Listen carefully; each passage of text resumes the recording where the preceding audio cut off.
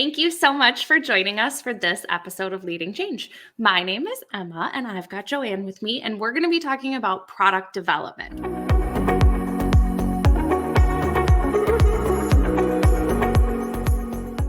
But before we get to all the questions that I have for you, can you start with an introduction? Yeah. Hi, Emma. Yes, I'm Joanne Artesani, founder and CEO of Sproutr.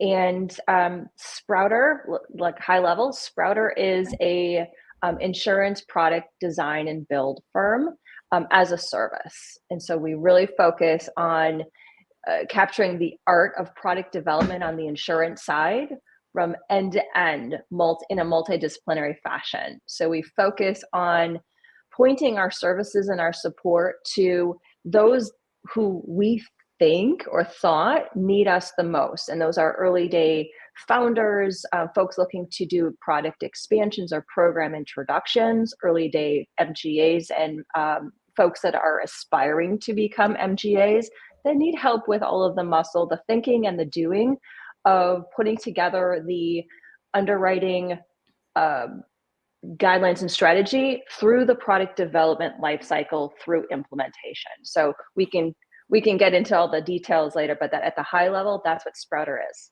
Well, thank you so much for joining me. And obviously, this is why we're going to have the discussion about product development, because this is the land that you live and play in. And so to get us started, when we were prepping for this conversation, we started talking about the idea of like the question, so what?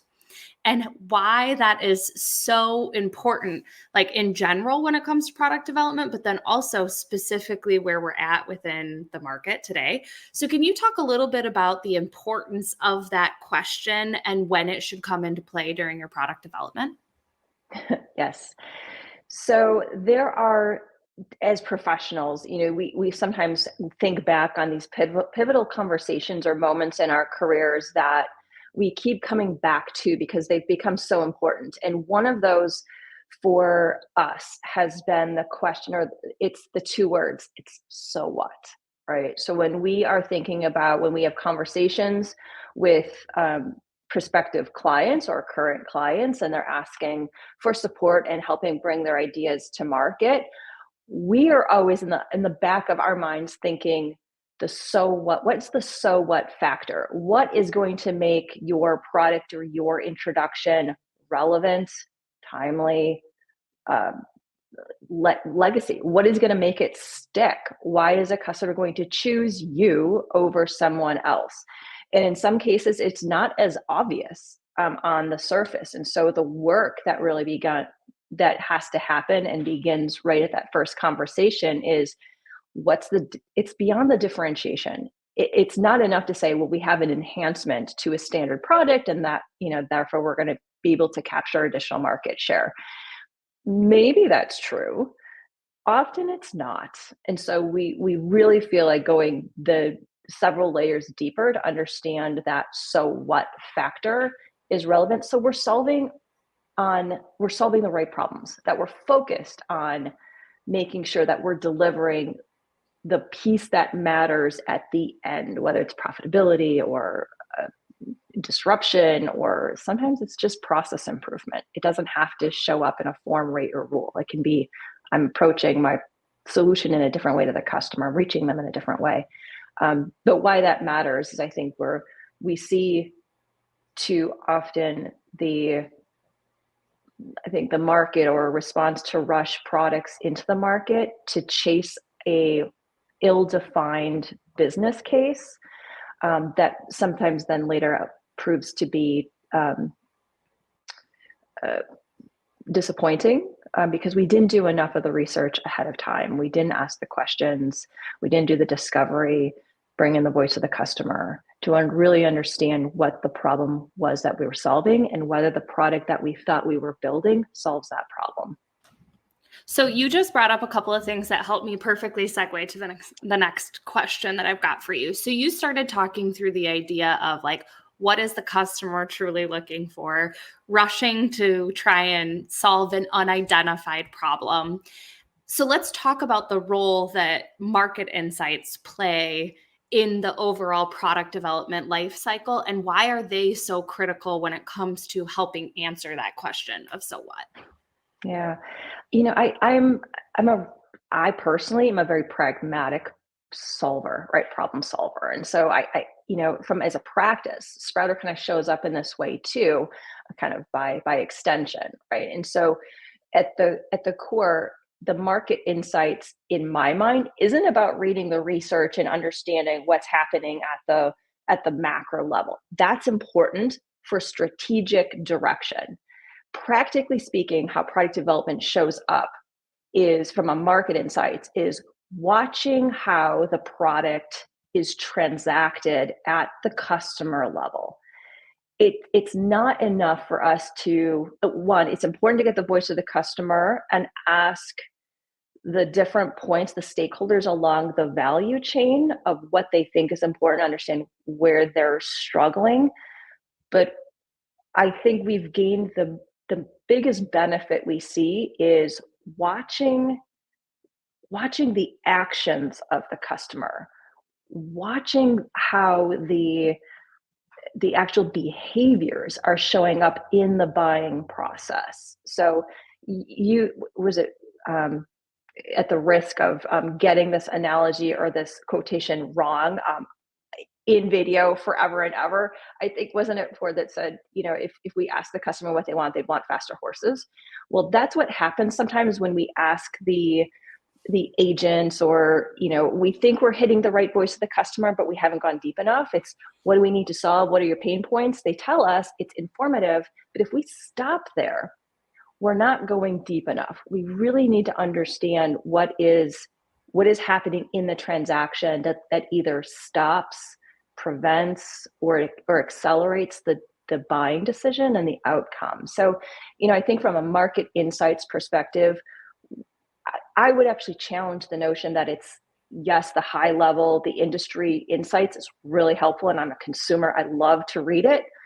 But at a pragmatic level in product development, it really has to do, it goes much deeper, much closer to that customer of how are they actually executing their decisions, watching what they're doing instead of listening, instead of asking them about it. It's watching what their behavior is. So I'm giggling off screen while you're talking about trying to get that quote right. I think you did, number one. Number two, I am like infamous for trying to use like sayings or quotes and always getting like just slightly wrong. So if you did get it wrong, we'll just chalk it up to the fact that you're here on my show, and we'll use the Emma thesaurus, is what my husband calls it when I do all of these sayings the wrong way. But so now where I want to take the discussion is, like, you just hit on the point of like, so what, and market insights.